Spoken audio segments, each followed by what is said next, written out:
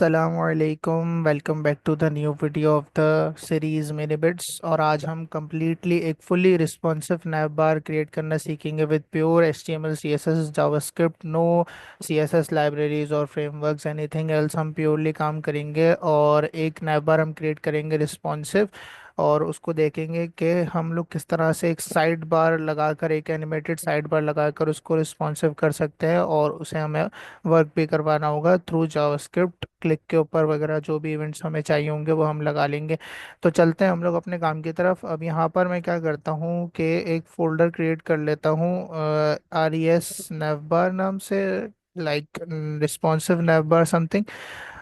और यहाँ पर इस फोल्डर को हम लोग ड्रैग एंड ड्रॉप कर लेंगे अपने VS कोड के अंदर। तो हमारा ये फोल्डर जो है हमारे VS कोड के अंदर ओपन हो जाएगा। अब यहाँ पर हम लोग क्या करेंगे कि हम लोग एक index.html नाम से एक HTML फाइल क्रिएट कर लेंगे। एक हम लोग एक्सटर्नल CSS के लिए CSS की फाइल क्रिएट कर लेंगे। और एक इमेजेस का फोल्डर होगा जिसमें हमारे लोगो और जो भी एक्स्ट्रा इमेजेस हम यहाँ पर लगाएंगे नैव बार में, वो सारी चीज़ें हम इसमें रखेंगे।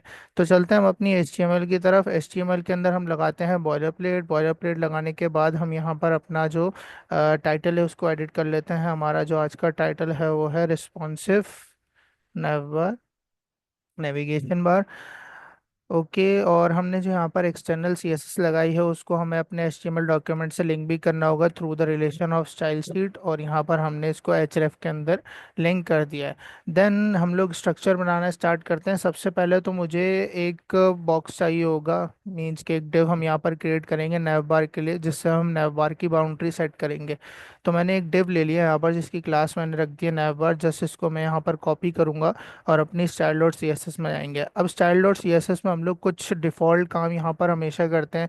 जैसे हम मार्जिन को कर देते हैं अपना ज़ीरो, और हम लोग यहाँ पर पैडिंग को कर देते हैं ज़ीरो, और बॉक्स साइजिंग करते हैं बॉर्डर बॉक्स। कुछ लोगों को पता होगा ये क्यों करते हैं और कुछ को नहीं पता होगा, क्योंकि आपके जितने भी एलिमेंट्स होते हैं ना वो बॉक्स मॉडल पे चलते हैं। और बॉक्स मॉडल में कुछ एलिमेंट्स जो हैं वो कुछ मार्जिन और डिफ़ॉल्ट पैडिंग या मार्जिन के साथ आते हैं कुछ एलिमेंट्स। तो उनकी डिफ़ॉल्ट मार्जिन पैडिंग ख़त्म करने के लिए हम मार्जिन पैडिंग यूनिवर्सल के अंदर ज़ीरो सेट करते हैं, ताकि कोई भी एलिमेंट कोई भी स्पेसिंग प्रोवाइड ना करे, हम खुद से देना चाहें तो हम दे सकें। उसके अलावा हम बॉक्स साइजिंग बॉर्डर बॉक्स लिए करते हैं ताकि हमारी पैडिंग जो है हमारी हाइट विड्थ के अंदर डिसॉल्व हो जाए, जिससे हमारा बॉक्स जो है वो एक्सपेंड नहीं होगा। ठीक है, सिंपल सी डेफिनेशन है इसकी। अच्छा, देन हम लोग यहाँ पर फॉन्ट फैमिली भी अप्लाई करेंगे। उसके लिए हम लोग जो है वो गूगल फॉन्ट्स का यूज़ करेंगे। और यहाँ पर हम लोग आज जो फॉन्ट फैमिली यूज़ करेंगे वो है इंटर।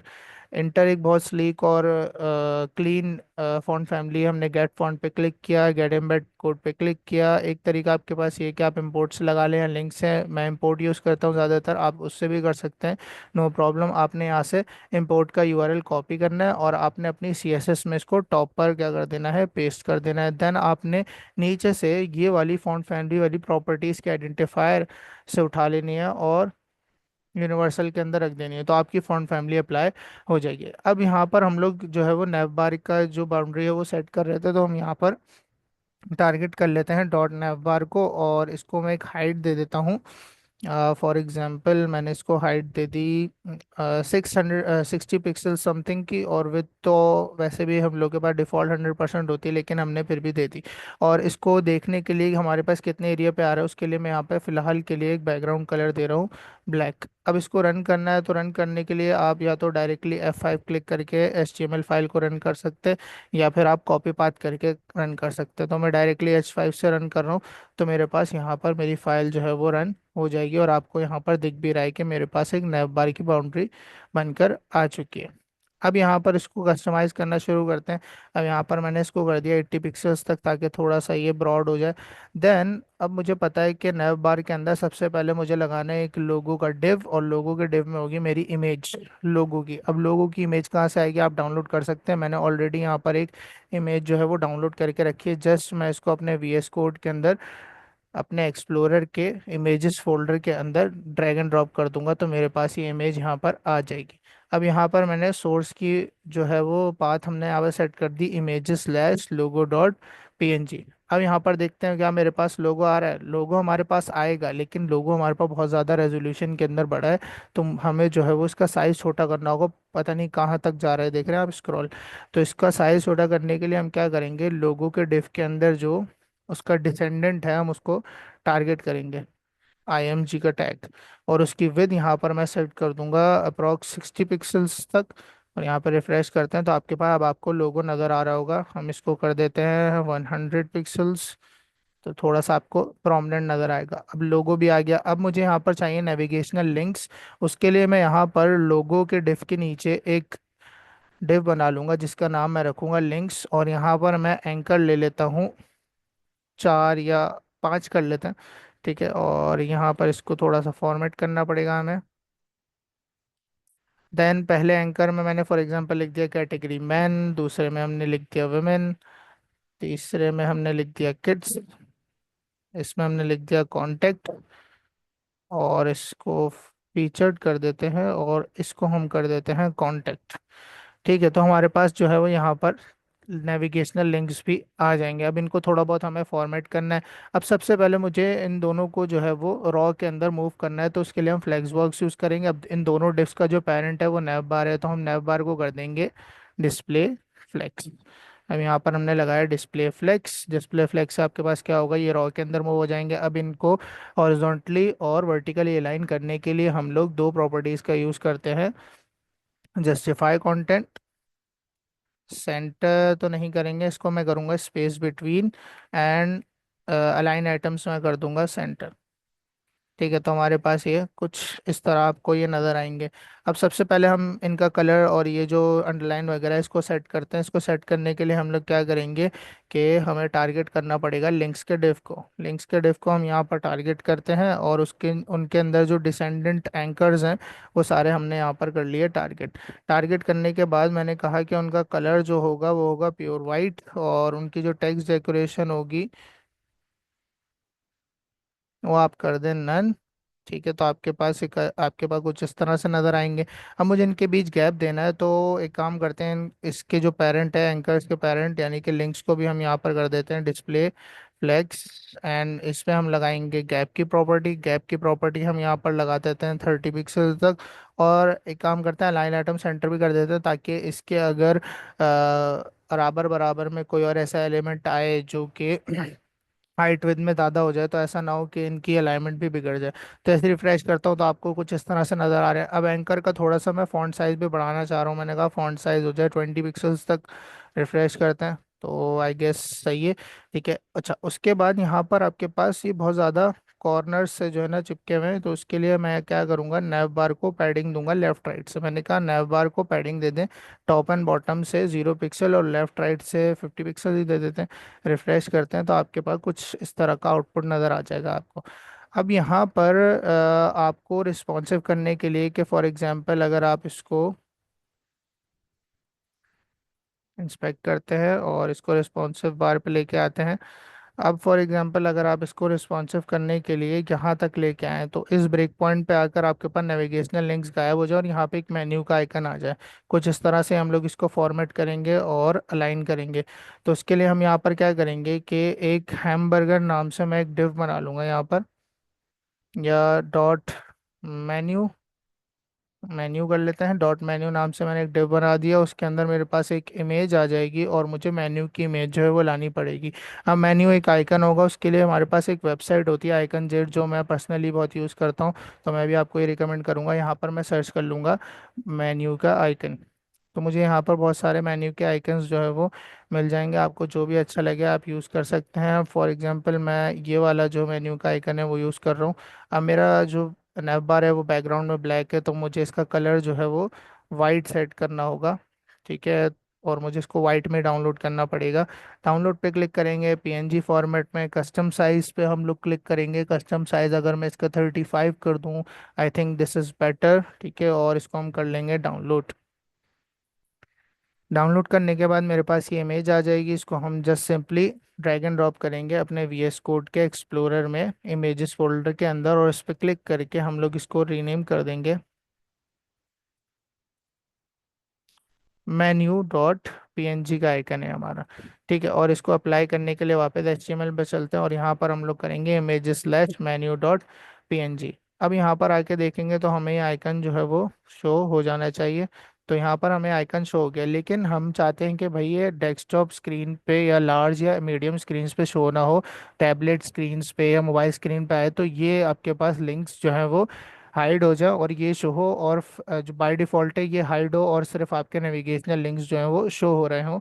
तो उसके लिए हम यहाँ पर इसको करेंगे डिस्प्ले नन बाय डिफ़ॉल्ट। तो हम यहाँ पर टारगेट कर लेंगे डॉट मेन्यू। हमने कहा कि डॉट मेन्यू के अंदर जो आपके पास इमेज है उसको आप कर दें by default display none.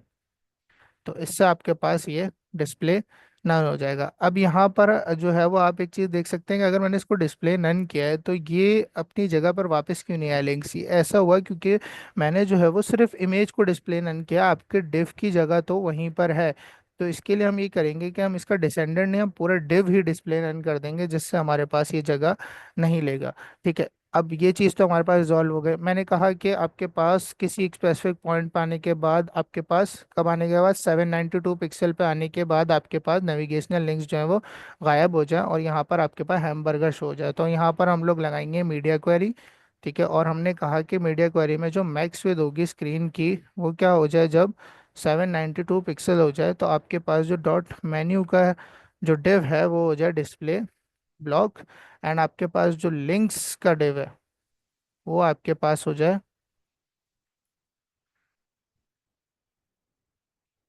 Display none. इससे क्या होगा कि इस पर्टिकुलर विथ पे आपके पास मेन्यू शो हो जाएगा और लिंक्स आपके हाइड हो जाएंगे। रिफ्रेश करते हैं, अभी आपको कुछ भी नहीं नज़र आएगा। हम यहाँ पर जैसे ही करते हैं तो आप देख सकते हैं कि आपके पास इस पर्टिकुलर विथ पे आने के बाद आपका मेन्यू जो है वो शो हो रहा है, और यहाँ पर जैसे ही इस पर्टिकुलर विथ से ज़्यादा जाते हैं तो आपके पास नेविगेशनल लिंक शो हो रहे हैं। इस तरह से हमने इसको कर लिया, लेकिन अभी हमारे पास कुछ भी काम नहीं कर रहा है क्योंकि हमने कोई साइड बार क्रिएट ही नहीं किया है कि अगर हम इस पर क्लिक करें तो आपके पास कुछ साइड बार खुल जाए यहाँ पे। तो उसके लिए हम लोग क्या करेंगे, हम लोग थोड़ा बहुत इसको और अच्छा बनाएंगे। सबसे पहले तो मैंने कहा कि जो मेरे डॉट लिंक्स एंकर है उनके ऊपर जब होवर हो तो आप जो है वो उनको ट्रांसफॉर्म ट्रांसलेट y -5 पिक्सल, ताकि थोड़ा सा ऊपर चले जाएं होवर करने पे। और इसको स्मूथ बनाने के लिए हम लिंक्स एंकर्स को देंगे transition 0.4 second ease in out and all of them. तो रिफ्रेश करते हैं तो यहाँ पर आप जैसे ही देखेंगे तो आपके पास एक अच्छा सा ओवरव्यू हमने यहाँ पर लगा लिया है। नेक्स्ट हमें बनाना है यहाँ पर side bar. Side bar create करने के लिए सबसे पहले आपको तो स्टैटिकली यहाँ पर एक साइड बार क्रिएट करना पड़ेगा। फिर उसको हम बटन के क्लिक पे एनिमेट वगैरह कराएंगे, वो आगे की बात है, लेकिन उसको हम अलग से ही क्रिएट करेंगे। तो यहाँ पर हमारे पास जो नैव बार है उसको हमने यहाँ पर क्रिएट कर लिया। अब हमें क्रिएट करना है साइड बार। तो मैं एक डिव बना लूंगा जिसका नाम मैं रखूंगा साइड बार। ठीक है। अब इसको हम लोगों ने स्टाइल करना है। सबसे पहले हमें ये शो होना चाहिए। मैंने कहा साइड बार को टारगेट करो, और साइड बार को टारगेट करने के बाद उसकी जो हाइट है वो आप कर दो 100 VH, एंड विद आप कर दो इसकी फॉर एग्जांपल 256 पिक्सल्स। अगर हमें कम लगेगी, आई थिंक कमी होगी, तो 356 पिक्सल्स या 370 पिक्सल्स, इस तरह से आप रख सकते हैं। और इसका बैकग्राउंड कलर मैंने कहा कि आपके पास हो जाए ब्लू, ताकि हमें ये प्रोमिनेंटली फिलहाल के लिए नजर आए। अब यहाँ पर ये तो नजर आ गया, लेकिन मेरा नैप बार जो है वो मेरे नैप बार के मेरा जो साइड बार है वो मेरे नैप बार के ऊपर से शो होना चाहिए। तो उसके लिए मैं यहाँ पर यूज़ करूँगा पोजीशन का। मैं यहाँ पर यूज़ करूँगा पोजीशन फिक्स्ड का। ठीक है। जिससे इसकी जो आपके पास एग्जिस्टेंस है वेब पेज से वो ख़त्म हो जाएगी और सिर्फ अपीयरेंस रह जाएगी। अब मैंने कहा इसका जो टॉप है वो हो जाए 0, ताकि जिससे आपके पास इसके ऊपर आ जाए। अब यहाँ पर साइड बार तो आ गया। अब इसको थोड़ा बहुत हमने जो है वो यहाँ पर डिज़ाइन करना है। तो उसके लिए यहाँ पर हम लोग वापस आते हैं HTML स्ट्रक्चर में। सबसे पहले आपके पास जो है वो साइड बार हेडर होगा, जिसके अंदर हम लोग लोगो एक इमेज लगाएंगे, और दूसरा हम लोग के पास अनदर इमेज होगी। सबसे पहले इमेज आपके पास यहाँ पर लगेगी लोगो, और दूसरा आपके पास यहाँ पे क्रॉस का आइकन होगा जिसके क्लिक पे हम इसको क्लोज भी करवाएंगे। तो उसके लिए हम लोग यहाँ पर क्या करेंगे, अब आपके पास जो इमेज है वो यहाँ पर बहुत ज़्यादा बड़ी आ रही है अगेन। तो उसके लिए हम लोग को फिर से इसको टारगेट करना पड़ेगा। आई थिंक मैंने कहा कि जो साइड बार है उसके अंदर जो डिसेंडेंट इमेज है उसकी विड्थ जो है आपके पास हो जाए 100 पिक्सल्स। रिफ्रेश करते हैं तो आपके पास ये सेट हो चुका है। अब यहाँ पर मुझे क्रॉस का आइकन भी चाहिए। अगेन मैं यहाँ पर चला जाऊँगा आइकन जेड की वेबसाइट पे, और यहाँ से मैं जाके क्रॉस का आइकन जो है वो सर्च कर लूँगा। अब क्रॉस का आइकन सर्च करने के बाद आपको यहाँ डिफरेंट क्रॉस के आइकन मिल जाएंगे। आपको जो अच्छा लगे आप यहाँ पर चूज़ कर सकते हैं। फॉर एग्जांपल मैं ये बेसिक वाला जो है वो चूज़ कर रहा हूँ। इसका कलर मुझे वाइट ही लेना है, क्योंकि इन दी एंड मैंने उसको ब्लैक ही में ही ट्रांसफॉर्म करना है।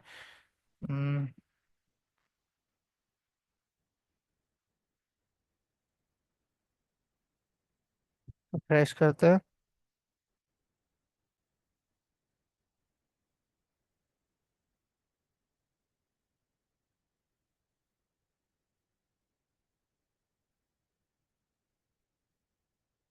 ठीक है, तो हमारे पास ये ओपन हो चुका है। हमने उसको वाइट किया एंड फिर हम इसको कर लेंगे डाउनलोड।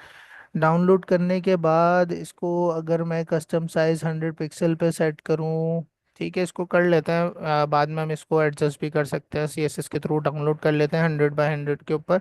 और इसको हम लोग ड्रैग एंड ड्रॉप कर लेंगे अपने वीएस कोड के एक्सप्लोरर के इमेजेस फोल्डर के अंदर, और इसको हम नाम दे देंगे रीनेम करके क्रॉस.png। अब मुझे वापस से HTML स्ट्रक्चर के अंदर आना है और इसको इंसर्ट करना है। मैंने कहा इमेजेस फोल्डर के अंदर जो क्रॉस.png है उसको आप कर दो इंसर्ट। इंसर्ट करने के बाद आप अपने वेब वापस वेब बार पाएंगे तो आपको कुछ इस तरह का आउटपुट यहाँ पे देखने को मिलेगा। अब यहाँ पर आपको वापस से इसको सही से सेट करना है, तो अब अलाइन करना है इन दोनों को एक साथ। फॉर एग्जांपल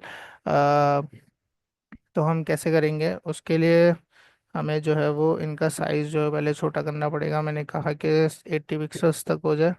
ठीक है, इतना इनफ है। आई थिंक मैंने इमेज जो है वो काफ़ी बड़ी ले ली है, इसको थोड़ा सा एडिट कर लेते हैं। इसको मैं कर देता हूँ 80, 9, 75, 60। I think 60 is better. Download करते हैं इसको। ठीक है, आई थिंक अगर हम लोग करें तो ओके, इसको हम कर लेते हैं ड्रैग एंड ड्रॉप अपने VS कोड के अंदर। और इस वाली को हम कर देते हैं यहाँ से डिलीट, और इसको हम रीनेम कर देते हैं अगेन क्रॉस.png पे। और style.css में काम करते हैं कि हम लोग इसको 100 पे ही सेट करते हैं। लेकिन मुझे लग रहा है कि दोबारा से हमें यही इशू फेस करने को मिलेगा, क्योंकि 100 पे उतनी ही बड़ी हो जाएगी। अब इसका हल क्या है? इसका हल ये है कि हम लोग कॉम्बिनेटर दूसरा यूज़ करेंगे कि इसके अंदर जो डायरेक्ट चाइल्ड इमेज है सबसे पहले वाली, उसकी जो विड्थ है आप क्या कर दो 100 पिक्सल कर दो। तो हमारे पास क्या ये सही नहीं हुआ? डॉट साइड बार के अंदर, साइड बार हेडर के अंदर जो IMG का टैग है फर्स्ट, उसको आप टारगेट करें और सही कर दें।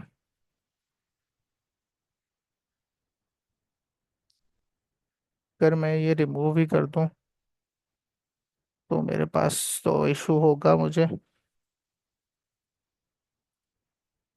140 पिक्सल अगर मैं कर दूं तो ये कॉम्बिनेटर सही काम क्यों नहीं कर रहा?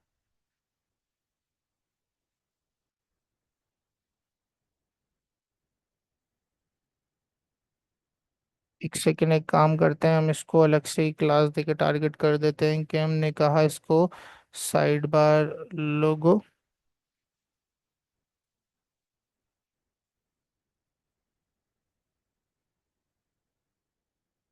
चेक करते हैं हम लोग। तो हमारे पास ये इशू जो है वो रिजॉल्व हो गया है। इसको हम सेट कर देते हैं 120 पिक्सल पे। अब हमें इसको अलाइन करना है, तो उसके लिए हमें यहाँ पर जो साइड बार हेडर था उसको यहाँ पर हमें करना पड़ेगा फ्लेक्स। हमने कहा जो साइड बार हेडर है हमारा, उसको कर दें आप यहाँ पर डिस्प्ले फ्लेक्स। ये करने के बाद आप कर दें justify content space between and align items. नहीं करेंगे हम सेंटर, अदरवाइज हमारे पास ये डिव के सेंटर में आ जाएंगे। अच्छा, नेक्स्ट हमारे पास जो काम है वो ये है कि हमें सबसे पहले इसका जो बैकग्राउंड है होम कर देते हैं यहाँ से ब्लैक। तो आपके पास ये थोड़ा कुछ इस तरह से नज़र आएगा। अब यहाँ पर हम क्या करेंगे, साइड बार को जो है वो पैडिंग देंगे। हमने कहा साइड बार पैडिंग दे दो आप 20 पिक्सल की। ठीक है, इट्स इनफ। ज़्यादा होगी तो हम यहाँ पर इसको देख लेंगे। अच्छा, अब यहाँ पर मुझे बनाने हैं नैव लिंक्स। ठीक है, अब नैव लिंक्स बनाने के लिए यहाँ पर स्ट्रक्चर के अंदर मैं एक और डिव क्रिएट करूंगा जिसको मैं कहूँगा साइड बार लिंक्स। ठीक है, और इसमें से हम लोग लिंक्स जो है वो ऊपर वाले उठा लेते हैं। ये वाले पूरे हमने लिंक्स यहाँ पर उठाए और इस साइड बार लिंक्स के अंदर हमने पेस्ट कर दिए, तो आपके पास कुछ इस तरह से लिंक्स नजर आएंगे। लेकिन अब मुझे ये वर्टिकली चाहिए, तो मैं इस क्लास को यहाँ पर टारगेट करूँगा अपनी HTML के अंदर और CSS के अंदर, और इसको हम करेंगे डिस्प्ले फ्लेक्स। और जो इसकी डायरेक्शन है, फ्लेक्स डायरेक्शन, हम यहाँ पर कर देंगे कॉलम। और इनके बीच हमें बहुत सारा गैप चाहिए, हमने कहा गैप दे दो आप 50 पिक्सल्स तक का। ठीक है, उसके बाद जो आपके पास जो साइड बार लिंक्स के अंदर जो एंकर डिसेंडेंट्स हैं जितने भी, उनका कलर आप कर दो वाइट। और टेक्स्ट डेकोरेशन आप उसकी कर दो नन। तो आपके पास कुछ इस तरह से नज़र आ रहे हैं। अब यहाँ पर आपको साइड बार लिंक्स को थोड़ा सा हम यहाँ पर मार्जिन टॉप भी दे देते हैं 100 पिक्सल्स का, ताकि थोड़ा सा नीचे मूव कर जाए। सेकेंडली हमें इसका जो फॉन्ट साइज है वो यहाँ पर इंक्रीज करना है। मैंने कहा फॉन्ट साइज हो जाए 50 पिक्सल्स तक, थोड़ा सा हम लोग जो यहाँ पर बड़ा फॉन्ट साइज रखने वाले हैं। उसके बाद मुझे जो है वो हर एंकर के नीचे मार्जिन सॉरी बॉर्डर बॉटम यहाँ पर इंसर्ट करना है। मैंने कहा border bottom 2 pixel solid white का, जिससे आपके पास ये थोड़ा सा और एलिगेंट लगेगा। ठीक है, अगर आपको ना लगे तो आप यहाँ से रिमूव कर सकते हैं। अब मुझे इसके ऊपर जो है वो होवर भी लगाना है, तो मैंने इसी को टारगेट किया और यहाँ पर मैंने सूडो क्लास लगा दी ओवर की। ओवर की सूडो क्लास लगाने के बाद मैंने कहा ट्रांसफॉर्म ट्रांसलेट एक्स, और ट्रांसलेट एक्स हो जाए 5 पिक्सल्स तक। और यहाँ पर हम क्या करेंगे, इसको स्मूथ बनाने के लिए ट्रांजिशन लगाएंगे 0.4 second ease in out all. Refresh करते हैं यहाँ कर, तो आपके पास ये स्मूथली परफॉर्म हो रहा है। अच्छा, अब यहाँ पर हम लोग क्या करेंगे, एक और यहाँ पर चीज़ करते हैं कि इसका जो हमने कलर वाइट रखा था इसकी ओपेसिटी को हम यहाँ पर लाइट करते हैं, और यहाँ पर इसको कलर हम प्योर वाइट दे देते हैं, जिससे आपको ये थोड़ा सा प्रोमिनेंट फील होगा अच्छा सा।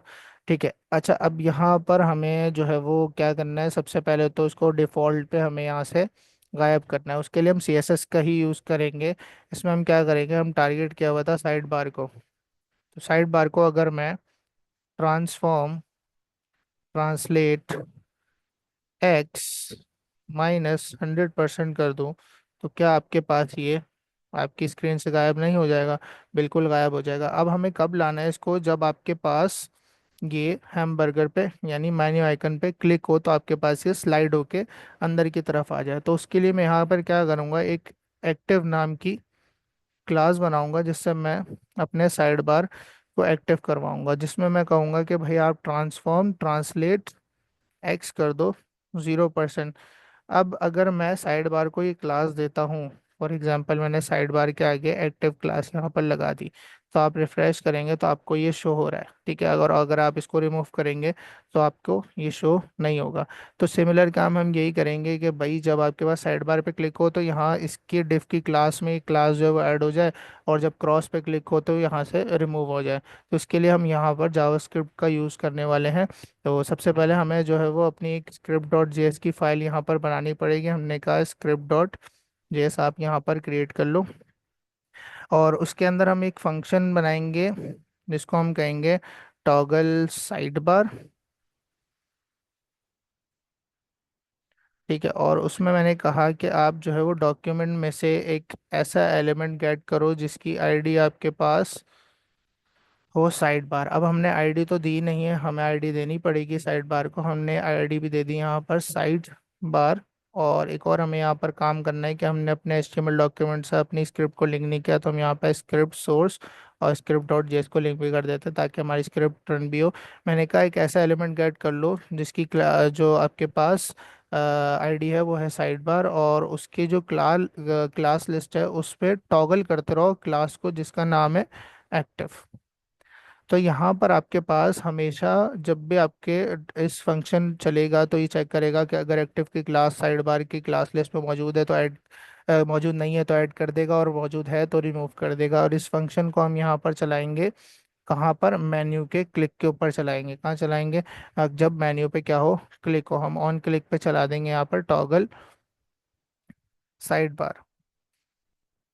अब यहाँ पर मेक श्योर कि आपके पास कोई गलती ना हो, तो हम एक काम करते हैं कि हमने यहाँ पर गलती की है शायद, तो इसको हम यहाँ पर कॉपी पेस्ट कर देंगे। और टॉगल कब हो दोबारा से, जब क्रॉस के आइकन पे क्लिक हो, तो यहाँ पर क्रॉस पे भी हम यहाँ पर क्या दे देते हैं, ऑन क्लिक जो है वो यहाँ पर प्रोवाइड कर देते हैं, on click toggle side bar. तो दोनों के क्लिक होने पे साइड बार जो है वो टॉगल होगा। अब यहाँ पर इसको टेस्ट करते हैं, क्या मेरे पास ये सही काम कर रहा है। मैंने इसके ऊपर क्लिक किया तो आपके पास आ रहा है, लेकिन ये स्मूथली नहीं आ रहा है, कहीं गायब भी हो गया। मैं चाहता हूँ स्मूथली आए, तो हम क्या करेंगे, style dot C S S में जाने के बाद साइड बार को हम लोग क्या देंगे, ट्रांजिशन देंगे।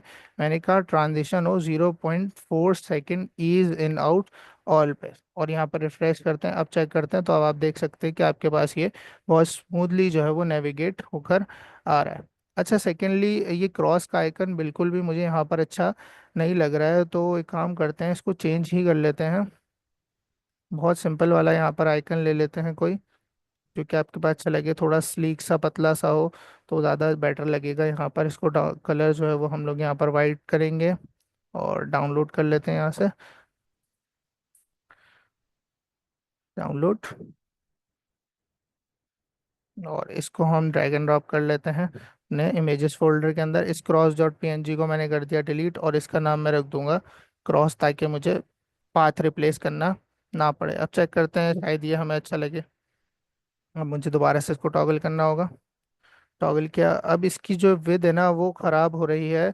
तो इसके लिए एक तो ये काम है कि आप अलाइन आइटम सेंटर करो, लेकिन वो हो नहीं सकता। तो दूसरा काम ये हो सकता है कि आप जो है वो इसको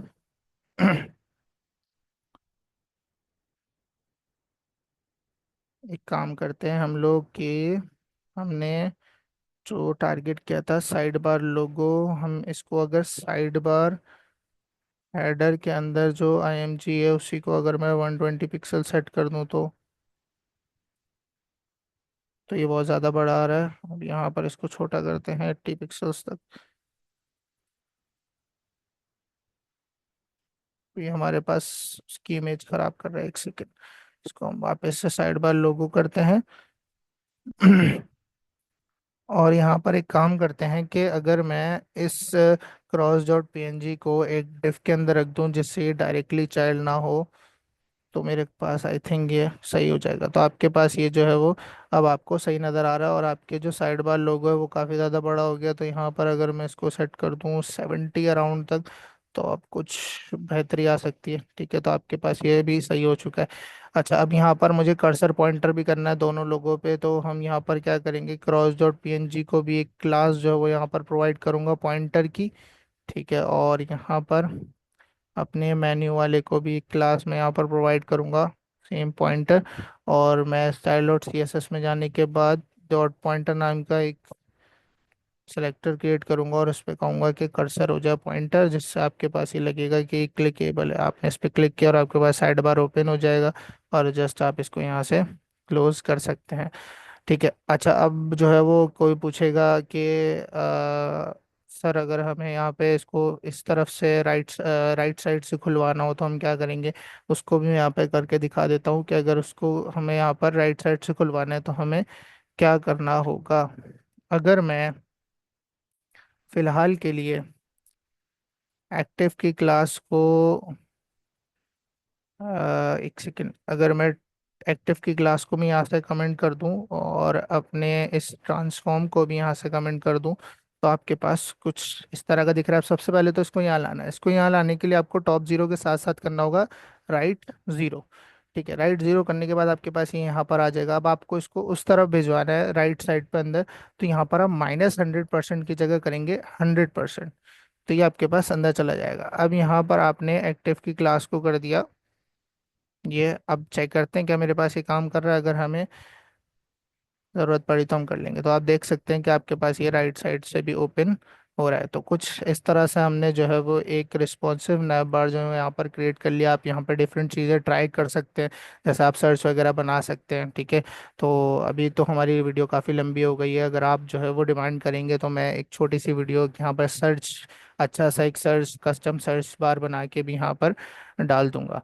तो होप आपको ये ट्यूटोरियल पसंद आया होगा, इजी लगा होगा। अगर आपको इससे रिलेटेड कोई भी क्वेश्चन है, कोई चीज़ आपको समझ नहीं आई, तो आप कमेंट सेक्शन में मेंशन कर सकते हैं, या मुझे इंस्टाग्राम पे डायरेक्टली डीएम कर सकते हैं। मैं आपको लाजमी जो है वो यहाँ पर रिप्लाई करूँगा। इंशाल्लाह नेक्स्ट वीडियो में मुलाकात होती है। Till then keep watching, like subscribe आप मस्ट कर दिया करें, क्योंकि इतनी एफर्ट होती है इसको बनाने के पीछे, एडिट करने के पीछे। तो आपका एक लाइक मुझे मोटिवेट रख सकता है।